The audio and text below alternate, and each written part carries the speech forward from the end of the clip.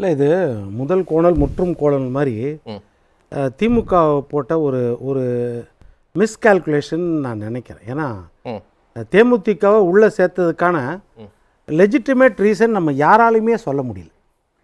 முதல்ல நம்ம சொன்னது என்னது, அதே நம்ம விஜய பிரபாகரன் அவர்கள் ஒரு மேடையில் பேசும்போது அவங்க கூட்டத்தில் விஜயண்ணா காங்கிரஸை நம்பாதீங்க, கழுத்தறுத்துருவாங்க, காங்கிரஸை நம்பாதீங்கன்னாரு. அது திமுகவுக்கு சொன்ன வார்த்தையாக இருக்கு போல். ஏன்னா காங்கிரஸை நம்பாதீங்கன்னா அந்த காங்கிரஸை முழுசாக நம்ப முடியாமல் தான் அதை பேலன்ஸ் பண்ணுறதுக்கு தான் தேமுதிகவை காஸ்ட்லியாக எடுத்து உள்ளே கூப்பிட்டு வந்தாங்க. அதுதான் நினைக்கும். காஸ்ட்லியாக எடுத்தா? ஆமாம், காஸ்ட்லியாக எடுத்து தான் உள்ளே கூப்பிட்டு வந்திருக்காங்க அப்படின்ற ஒரு கட்டத்தில் வந்த பிறகு இவர்களுக்கு என்னென்னா காங்கிரஸ் உள்ளடக்கம் வந்துருச்சு. ஒரு 3 கொடுத்து உள்ளே சேர்த்தாச்சு. இப்போ இவங்களை திருப்திப்படுத்தணும்னா மற்ற கட்சிகளை என்ன செய்யுது? இப்போ இதை இன்னொரு பார்த்தீங்கன்னா வெற்றி கூட்டணி, அப்போ பலவீனமான கூட்டணியாக உள்ளே கொண்டு வந்தாங்க கிடையாது. காங்கிரஸை பேலன்ஸ் பண்ணுறதுக்காங்கன்னா ஆமாம் ரீசனு, ஆனால் காங்கிரஸ் உள்ளே வந்துருச்சு.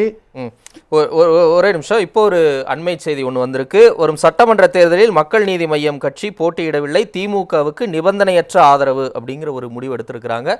மக்கள் நீதி மையத்துக்கு 2-3 இப்போ கூட பேசிக்கிட்டு இருந்தோம். அவங்க நிபந்தனையற்ற ஆதரவு திமுகவுக்கு வரும் சட்டமன்ற தேர்தலில் போட்டியிடவில்லை அப்படின்னு ஒரு அண்மை செய்தியும் வந்திருக்கு. ஏற்கனவே எதிர்பார்த்ததுதான். ஆமாம், நல்லாறு எனினும் கொழல் தீது மேலுலகம் இல்லெனினும் ஈதலே நன்று அப்படின்னு திருக்குறளை குறிப்பிட்டு கமலஹாசன் இந்த அறிக்கையை வெளியிட்டிருக்கிறார். திமுகவுக்கு நிபந்தனையற்ற ஆதரவு அப்படின்னு விஷயத்தை பதிவிட்டிருக்கிறார். சொல்லுங்க.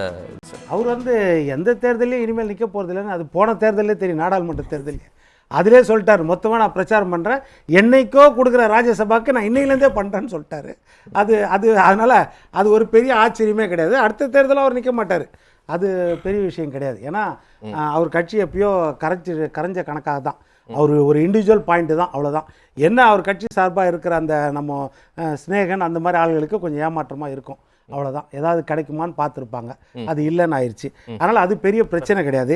இப்போ என்ன அப்படின்னா, இப்போ நீங்கள் இந்த தேமுதிக உள்ளே சேர்த்தது இப்போ சொன்ன மாதிரி லிங்குவிஸ்டிக் மைனாரிட்டி சொன்னீங்க. லிங்குவிஸ்டிக் மைனாரிட்டினா நீங்கள் தெலுங்கு தான் சொல்கிறது, அதுதான், வேற என்ன மறைமுகம், அவ்வளோதான்.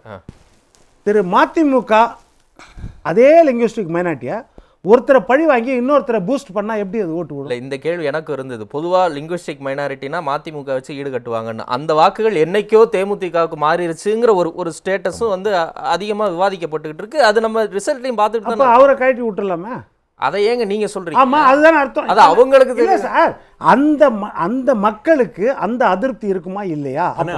நீங்க சொல்ற மாதிரினா லிங்குவிஸ்டிக் மைனாரிட்டி நீங்க கொண்டு போனீங்கன்னா அப்படி பார்த்தா விஜயகாந்த் சொல்றாரு மதுரை. அடுத்து சொல்றேன் சார், திமுகவை எந்த அளவுக்கு நம்ம குறைச்சி, திமுக எந்த அளவுக்கு பலவீனம் ஆயிடுச்சு அப்படின்னா, ஒரு லிங்குவிஸ்டிக் மைனாரிட்டியை வட மாவட்டங்களில் சாட்டிஸ்ஃபை பண்ணணும்னு சொல்லிட்டு சிறுபான்மை மக்களுக்காகத்தான், இஸ்லாமிய மக்களுக்காகத்தான் நாங்கள் இருக்கிறோம்னு சொல்றவங்க இந்திய யூனியன் முஸ்லீம் லீக்கு ஒரு சீட்டை குறைக்கிறீங்க, மனிதநேய மக்கள் கட்சிக்கு ஒரு சீட்டும் கூட கொடுக்க மாட்டேன்றீங்க, கொங்கு மண்டல தேசிய கட்சி அந்த கட்சிக்கு ஒரு சீட்டை குறைக்கிறீங்க. இல்ல, ஒரு முக்கியமான பாயிண்ட்டும் கமலஹாசன் இந்த அறிக்கையில குறிப்பிட்டிருக்க, அதையும் நான் படிச்சு காட்டிடலாம் நினைக்கிறேன். தொகுதி எண்ணிக்கையும் உதயசூரியன் சின்னத்தில் போட்டியிட வேண்டும் என்ற பரிந்துரையும் மக்கள் நீதி மையத்தின் உறுப்பினர்களுக்கும் எனக்கும் ஏற்புடையதாக இல்லை.